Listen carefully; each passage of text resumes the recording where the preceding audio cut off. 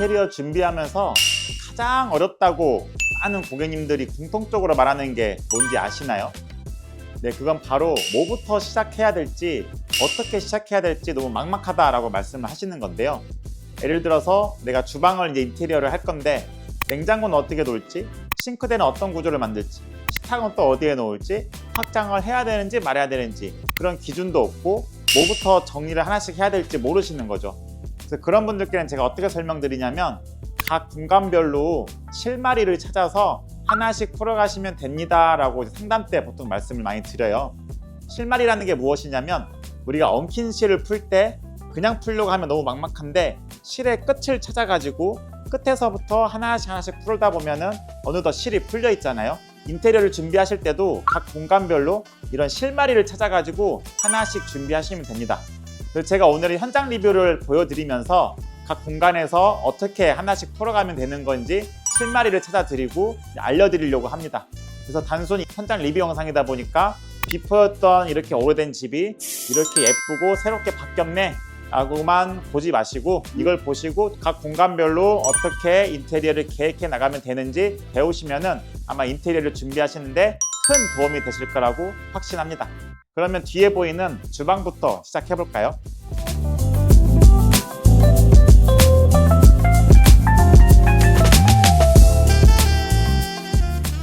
네, 첫 번째 공간은 주방입니다. 비포랑 애프터 먼저 보실까요? 네, 비포 애프터 사진을 보시면 무엇이 가장 크게 달라졌을까요? 네, 전체적인 색감이 바뀌기도 했지만 이제 가장 크게 눈에 띄게 달라진 점이 바로 이 싱크대 구조입니다. 기존에는 아일랜드 식탁이 이렇게 나온 D자 싱크대 구조에서 지금은 아일랜드 식탁이 없어진 기역자 구조로 바뀌게 되었는데요. 이제 이렇게 바뀌게 된 이유는 주방 레이아웃을 이제 하나씩 풀어가다 보니까 이렇게 D자에서 기역자로 바뀐 겁니다. 단순하게 고객님이 저는 D자 싱크대가 싫어요, 기역자를 해주세요 이렇게 바뀐 게 아니라 이제 주방 레이아웃을 하나씩 풀어가다 보니까 기역자 싱크대 구조가 나오게 됐는데요. 이제 그걸 제가 하나씩 설명을 드릴게요. 각 공간별로 레이아웃을 생각하실 때 실마리가 있다고 말씀을 드렸잖아요. 주방에서 실마리는 뭘까요? 뭐부터 가장 먼저 생각을 해야 될까요? 이 싱크대 상판이 대리석으로 할지 칸스톤으로 할지 세라믹으로 할지 이걸 고민해야 될까요? 아니면은 뭐 싱크대 하부장에다가 식세기를 어디 위치에 넣을지 이거를 고민해야 될까요? 아니면은 뭐 싱크대를 일자로 할지 11자로 할지 기역자로 할지 이걸 고민해야 될까요? 다 아니고 처음에는 냉장고 위치부터 잡으시면 좋아요. 이제 이사를 올 때 냉장고를 한 대 가져올지 두 대 가져올지 뭐 세 대 가져올지 그리고 또 구매를 하실지 가져오거나 구매하시는 냉장고의 사이즈가 얼마나 될지 그리고 그 사이즈까지 확인을 하신 다음에 그럼 이 주방 공간에다가 냉장고를 어디에 배치를 할지 냉장고 위치가 잡히게 되면은 싱크대 구조가 잡히게 되고 싱크대 구조가 잡히게 되면은 식탁 위치가 잡히게 되고 식탁 위치가 잡히게 되면은 이제 수납장 위치와 뭐 나머지 주방 가전들이 어디에 매립이 될지 잡히게 되는데요. 제가 하나씩 설명을 드려보겠습니다. 냉장고 위치는 보통 주방의 뒷면이나 아니면 이 사이드 쪽이 좋습니다. 이 사이드 쪽에서도 주로 이렇게 앞에 있어서 시야를 가리기보다는 뒤쪽으로 옮겨놓는 게 좋은데요. 왜냐하면은 냉장고는 아무래도 크기 때문에 이 주방 앞부분에 있어 버리면 앞부분에 있는 만큼 시야를 가리게 돼서 뭔가 답답한 느낌이 들 수도 있어요. 그래서 저희도 첫 번째로 냉장고 위치를 이쪽 주방 뒷변, 벽면으로 옮길 수 있는지 체크를 먼저 했고요. 여기 고객님은 뚱냉 두 대를 가져온다고 하셨거든요. 근데 이제 보시는 것처럼 뚱냉 두 대가 뒤에는 안 들어가서 이제 어쩔 수 없이 선택지가 여기밖에 없어서 이쪽 벽에다 놓게 되는데 이 앞쪽에는 수납장을 만들고 최대한 베란다로 나가는 터닝도에 붙여가지고 냉장고 위치를 잡게 됐습니다. 냉장고 위치를 잡게 되니까 싱크대 구조가 이렇게 기역자로 오게 됐는데 기존에는 여기 이렇게 D자로 있게 됐었잖아요. 기존에 거주하시던 분 같은 경우는 이 뚱뚱한 냉장고가 한 대만 여기 놓고 쓰셨기 때문에 이렇게 D자를 놓고도 충분히 사용이 가능했었어요. 근데 이제 우리 고객님 같은 경우는 뚱냉을 두 대 가져오시게 되고 뚱냉은 100 정도 폭이 나오게 되거든요. 이 100이 나온 상태에서 아일랜드까지 나오면 통로가 너무 좁아지다 보니까 싱크대를 D자에서 기역자로 바뀌게 된 거고요. 그러면 이제 D자였던 싱크대가 기역자로 바뀌게 되면은 조리 공간이나 뭐 하부장, 상부장, 수납 공간이 줄어들 수가 있잖아요. 그렇기 때문에 기존에 여기 있던 이제 D자 싱크대를 좀 더 길게 빼가지고 조리 공간도 확보를 하고 수납 공간까지도 충분히 확보를 했습니다. 그리고 나머지 이제 뭐 식세기나 뭐 밥솥이나 오븐 같은 것들은 렌지장을 만들어서 둬도 되는 거고, 여기 하부장에다 매립해도 되는 거고요. 그래서 다시 정리를 하게 되면은 이제 주방에서는 냉장고 위치부터 잡아주시고, 냉장고 위치는 아무래도 주방의 앞쪽보다는 가능하면 뒤에, 이게 아니라면은 최대한 사이드 쪽으로 뒤에 잡아주시고, 냉장고 위치에 맞게 싱크대 구조를 잡아주시고, 싱크대 위치가 잡힌 다음에 이제 여기다가 식탁을 놓으시면 됩니다. 이런 식으로 주방 레이아웃 하나씩 풀어가시면 되세요. 그럼 또 넘어가서 이런 공간들은 무엇부터 실마리를 잡아야 될지 설명드릴게요.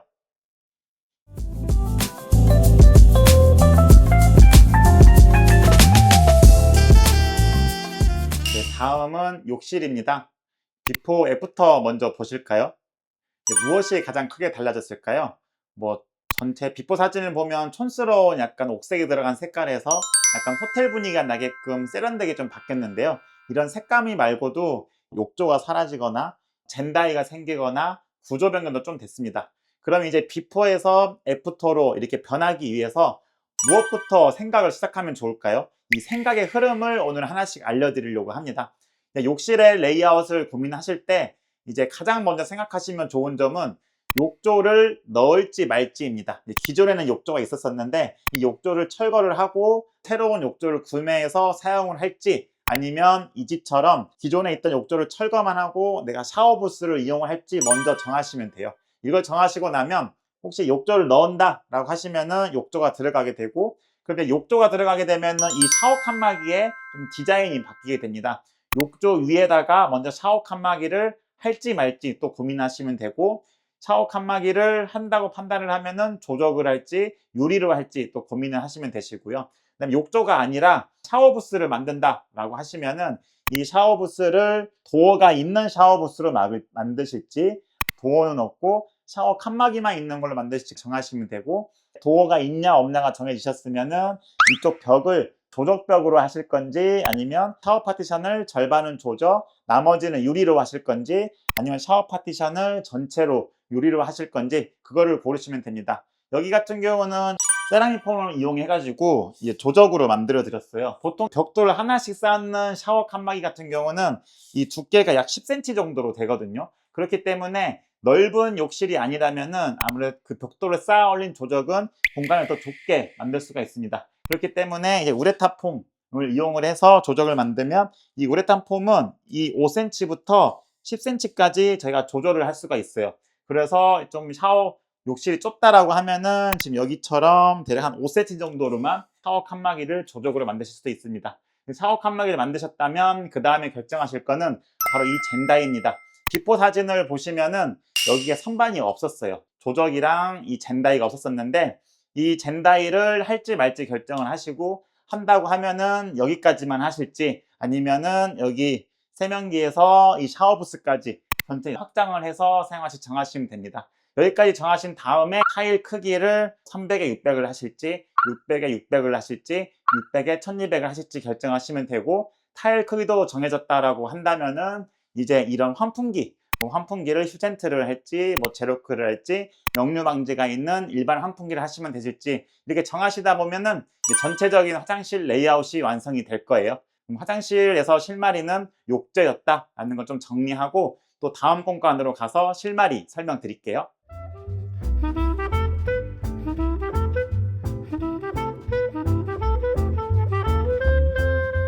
네, 다음 공간은 거실입니다. 거실 비포 애프터 먼저 보실까요?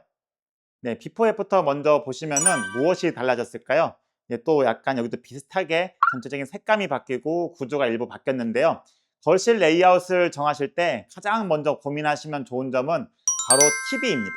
내가 텔레비전을 거실에 놓을지 말지부터 결정을 하시고요. 텔레비전을 거실에 안 놓는다면은 이 벽에는 일반 도배로 마감을 할지, 아트월로 마감을 할지, 수납장으로 마감을 할지 결정을 하시면 됩니다. 그리고 반대로 이제 TV를 놓는다라고 했을 때 TV 놓는 방식을 지금 보시는 것처럼 반매립으로 할지, 아니면 TV가 전체 들어가는 완전 매립으로 할지, 아니면 요즘 많이 이용하시는 이런 스탠딩으로 하실지, 아니시면 단순 벽걸이로 하실지 결정을 하시면 되시고요.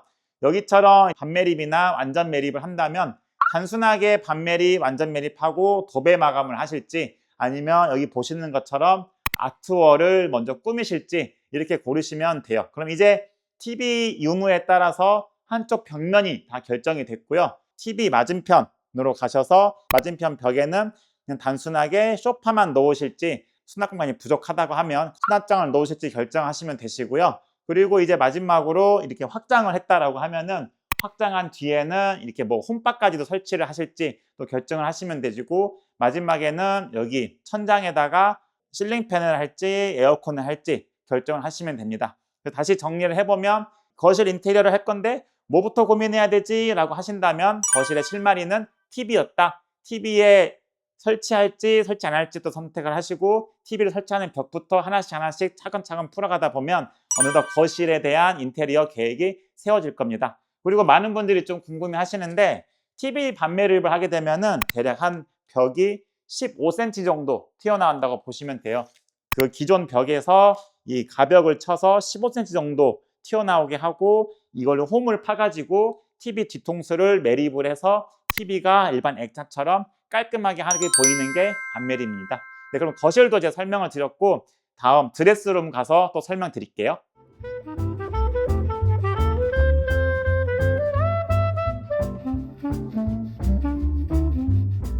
다음 공간은 이제 안방입니다. 안방도 비포 애프터 먼저 보실까요?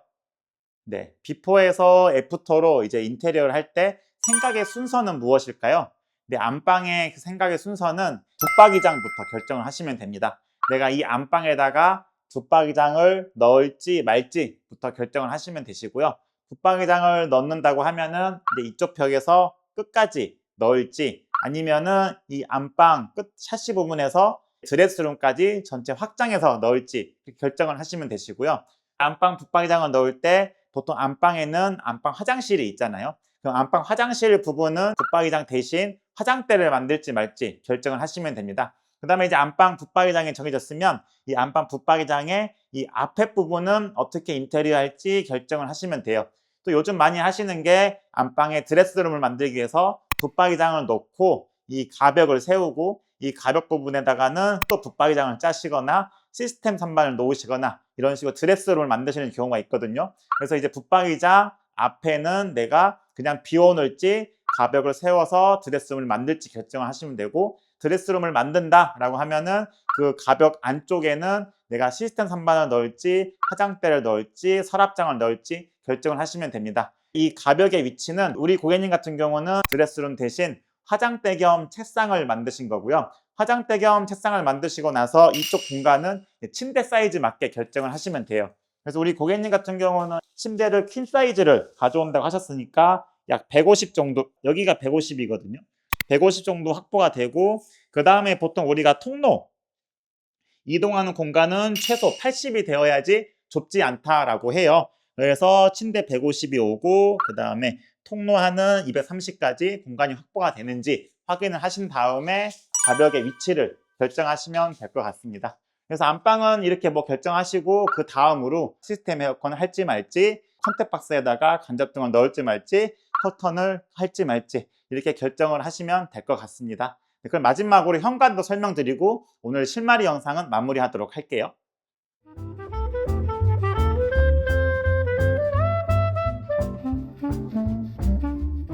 다음은 현관입니다. 현관도 비포 애프터 먼저 보실까요? 네, 비포에서 애프터로 이제 바뀌게 된 사고의 순서를 알려드릴게요. 현관에서는 무엇부터 생각하시면 되냐면 바로 신발장입니다. 이 신발장을 기존에 보통 30평 기준으로 이 도어가 3칸이거나 4칸의 신발장이 있을 텐데, 이거를 철거를 하고 새로 만들지 결정을 하시면 되고, 신발장을 3칸째를 새로 만드실 때 혹시 현관 입구방까지의 공간도 좀 남았다면 3칸이 아니라 수납 공간을 확보하기 위해서 4칸으로 확장할지 결정을 하시면 되고요. 4칸으로 확장이 됐다고 하면 이 바닥 타일도 신발장에 확장된 공간까지 더 넓히시는 게 자동으로 결정이 될 거고요. 신발장의 사이즈가 정해졌다면 이 신발장의 반대편도 생각해 보시면 좋습니다. 여기처럼 내력벽이 있어가지고 거울로 붙여서 마감을 하실지, 아니면은 벽이 철거가 가능해서 거실 쪽으로 조금 더 들어가서 벽을 세우고 그 앞에다가 벤치장이나 수납장을 만드실지 결정을 하시면 되시고요. 양쪽 이제 신발장이 정해졌으면 그 다음으로는 중문을 내가 신발장에서 어디 위치까지 가져올지 중문의 위치를 결정하시면 됩니다. 현관 같은 경우는 이렇게 신발장부터 시작을 하시고 중문의 위치, 마지막으로 뭐 현관문의 필름 색깔을 타일 색깔이랑 여기랑 좀 맞추시고 마지막으로 타일의 크기는 몇 수를 할지 결정을 하시게 되면 이 순서로 생각을 하시면 현관도 레이아웃이 완성이 될 거예요.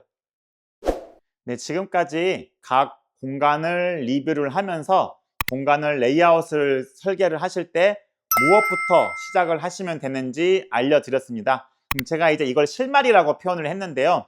이걸 응용하실 수 있게 제가 각 공간별로 실마리를 정하는 기준을 알려드릴게요. 그냥 알려드리면 재미없으니까 제가 지금까지 각 공간별로 설명드린 내용을 바탕으로 한번 맞춰보실까요? 실마리를 정하는 기준은 무엇일까요? 5, 4, 3, 2, 1, 1, 0. 네. 실마리를 정하는 기준은 그 공간의 가장 큰 가전이나 가구를 기준으로 정하시면 돼요. 주방에서는 냉장고가 크기 때문에 냉장고를 먼저 잡고 나머지 공간을 잡았고요. 안방에서는 붙박이장이 가장 크기 때문에 붙박이장을 기준으로 나머지 레이아웃을 잡았고요.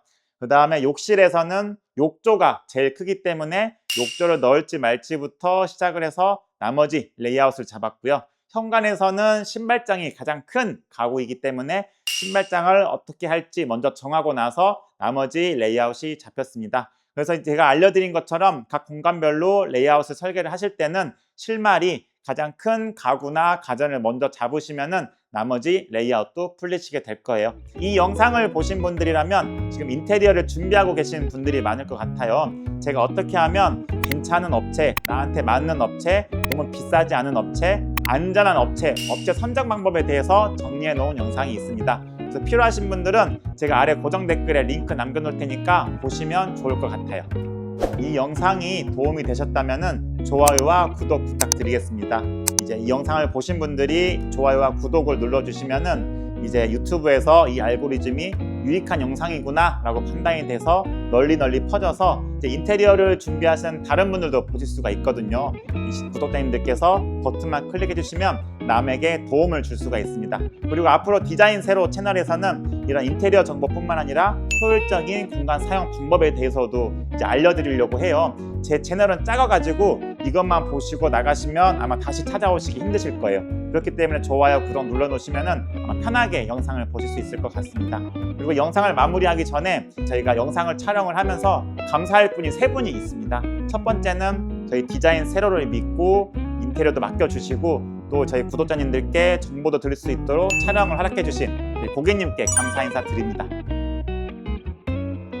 그리고 두 번째는 이제 이 현장을 저희가 이렇게 예쁘게 꾸미기 위해서 고생한 직원분들이 있습니다. 뭐 저희 디자이너분들, 현장 소장님들 좀 추운 겨울에 고생을 많이 하시고 또 저희 디자인 세로가 고객 만족을 좀 높이기 위해서 저희 다른 회사에서는 안 하는 일들을 저희 디자인 세로에서 좀 많이 하거든요. 그렇기 때문에 좀 직원분들이 다른 회사보다는 더 힘들 수 있는데 그래도 고객 만족을 위해서 저랑 함께 노력해 주신 저희 직원분들께 감사 인사 드립니다.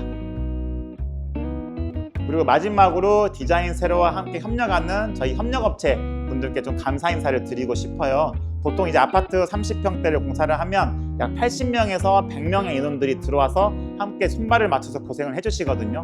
그렇기 때문에 좀 작업 환경이 좋지 않을 수도 있는데 항상 저희 이제 고객님들께 좋은 집을 선물해 드리기 위해서 함께 노력해 주시는 저희 협력사 직원분들께도 감사 인사 드립니다.